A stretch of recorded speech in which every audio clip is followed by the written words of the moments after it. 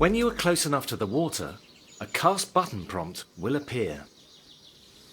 The cast power will start increasing once you begin casting. This line represents the furthest you can cast. You should aim to release the cast before this line, depending on how far you want to cast.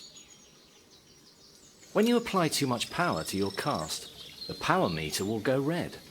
This will affect your casting distance and accuracy. This button will start reeling in your line. While fishing, you can increase or decrease the rate your line is reeled in by adjusting your reel speed. You can switch between all your rods, so long as you're within close proximity of your rod stand. You will want to use different casting styles based on the desired casting distance. You can switch between the casting methods before committing to a cast. All casts are executed using the same control methods, whether you are using simple or total cast controls. When you get a bite on a lure or float rig, you need to set the hook to ensure the fish cannot escape. Do this by performing a strike. The timing of the strike determines how well the hook is set in the fish's mouth.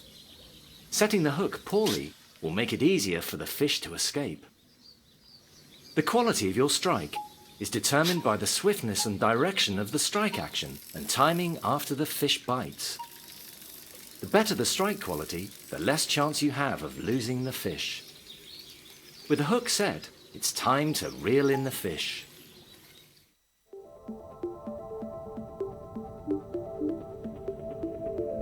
Around the water's edge, you will find designated fishing pegs. If you claim a peg, you will be allowed to fish with 3 rods at the same time. Total cast control is a more advanced method of casting. You can select between basic casting and total cast control from the settings menu. To cast using total cast control, release the bail arm and hold the line, but remember to keep the line held or the bait will drop.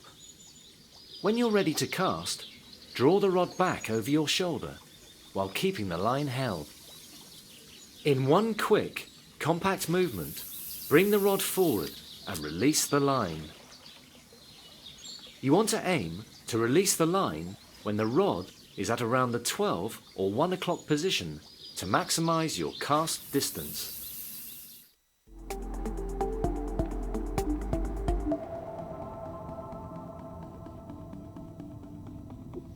When fighting a fish, you need to manage the tension on the line. Too low or too high and you're in danger of losing the fish. The drag system can be adjusted to increase or decrease the resistance on the line. If you set the drag system to its maximum, the fish won't be able to pull line from the reel at all, but this will put more tension on your line. If you set it to its lowest setting, the fish will pull the line out easily and swim further away. This will put less tension on your line. Some fish may dive down deep or leap out of the water in an attempt to free themselves. To decrease tension, lower the rod tip and stop reeling. To increase the line tension, raise the rod tip and keep reeling. If the tension bar hits the top or bottom too much during the fight, the fish can escape. So, aim to keep it in the mid-range as much as possible. Keep the pressure on and eventually the fish will tire out, making it easier to reel in. This icon shows that the fish is exhausted and ready for netting. You will be rewarded with XP and tackle points based on the size and length of the species you catch. Gaining XP will help you level up and become a more experienced angler. Tackle points can be used to buy new equipment and clothing. When you are ready, release the fish back in the water.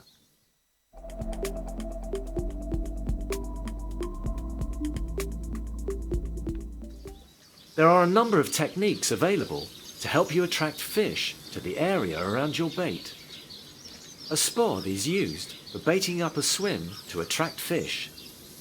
The spod rod is cast in the usual way, but does not have a hook, so don't expect to catch any fish on it. The spod is loaded with bait. Every time it lands in the water, it drops its bait, attracting fish to that area. Like with your hook bait, you can change the bait in your spod to any of the compatible baits you own. Different species of fish have their own favourite foods, so be sure to choose the best bait for the species you are targeting. You usually want to bait the same area a couple of times, which is where line clipping is most useful. The line clip limits the amount of line that is allowed off the reel when you cast. By setting the line clip, you'll hit the same maximum distance every time you cast.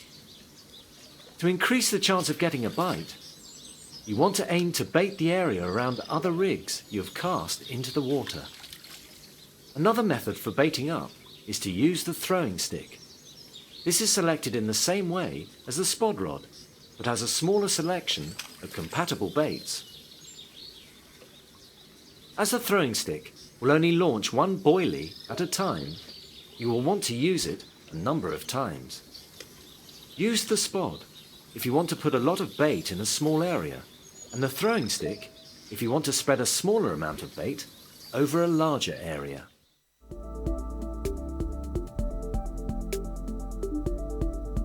When you cast out a float rig, a float indicator will become visible.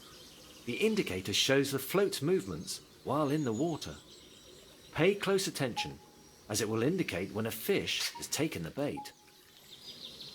When the float icon begins twitching, it indicates that a fish is nibbling your bait. This is your cue to get ready to strike, but be patient.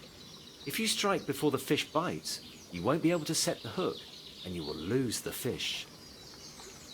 The float icon will twitch violently when you get a bite, indicating it's time to strike the rod and set the hook.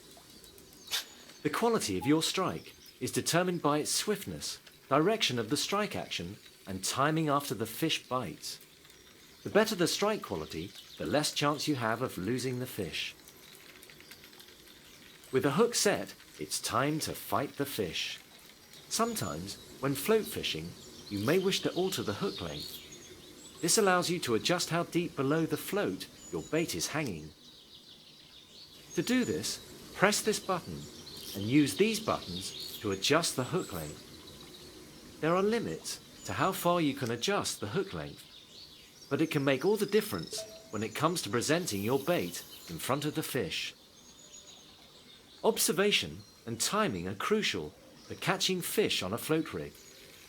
So, remain vigilant and you will consistently be netting fish.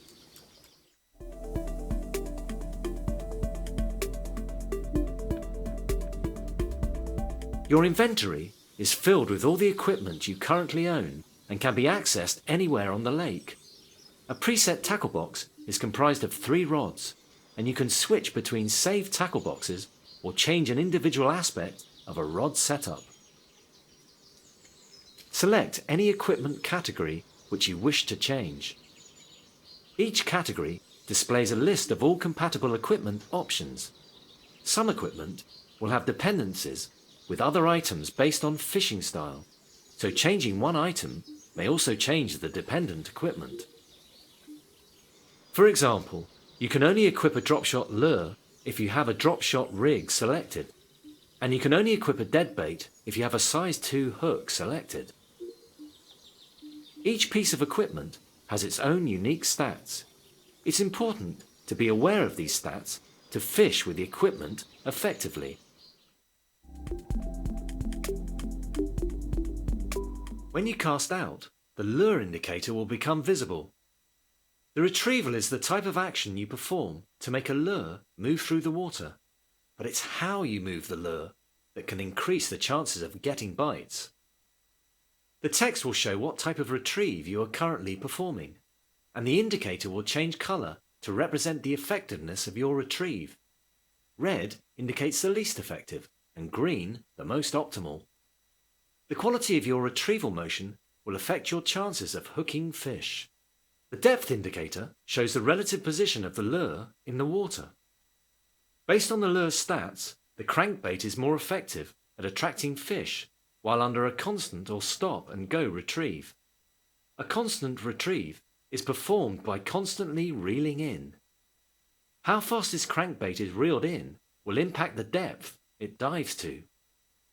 Depth and retrieve quality are displayed and updated in real time based on your reel speed and rod movements.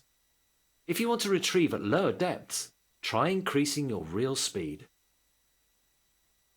You're not going to get a bite on every retrieve, but to increase those chances, you want to keep casting out and retrieving. The longer your lure is in the water, the better chance you have of attracting a bite. This lure is effective using a stop-and-go retrieve. To perform a stop-and-go retrieval, reel in at a moderate speed and then stop briefly before reeling again, then repeat. The lure indicator will provide feedback between multiple retrieves. Some lures are effective under multiple retrieval actions, which is indicated by the lure's stats. Looking at the lure's stats, you can see this popper is a topwater lure and is most effective at attracting fish while under a twitch or stop-and-go retrieve. Topwater lures will always skim across the top of the water, but how they vibrate on the water's surface is what makes it irresistible to a fish. To perform a twitch retrieve, you want to reel in your line slowly, whilst making quick successive twitches of your rod tip in the desired direction, followed by a pause. When drop-shotting or performing a twitch retrieve, you may want to manipulate the lure with a bit more finesse. To do this, hold down the finesse control button, as this limits the range of movement on your rod. With this button held down, move your rod in any direction to make short, sudden twitches. Fishing an area with the right equipment and retrieval techniques is essential for attracting and triggering bites from predatory fish.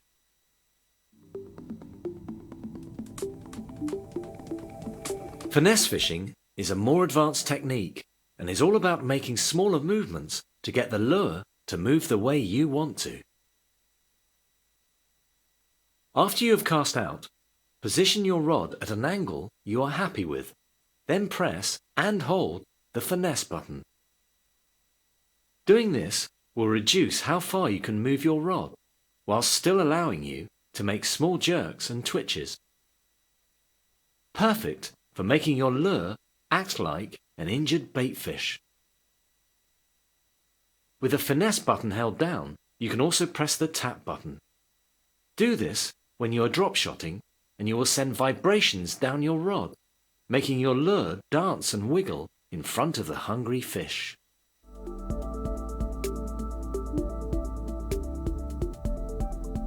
Your boat is equipped with an electronic fish finder. This system allows you to see the depth of the lake bed and where fish are positioned both under and around your boat. The line at the bottom shows the depth and contour of the lake bed you are travelling over, and the fish icons show a fish's location and depth. The furthest right section shows what was beneath the boat 1 second previously. This fish passed underneath the boat around 3 seconds ago. So, if you are travelling at speed in your boat, the fish may now be some distance behind you. The size of the fish icon displayed is related to the size of fish detected under the water. When you find a spot you want to fish, stop your boat and switch into the fishing position to start fishing.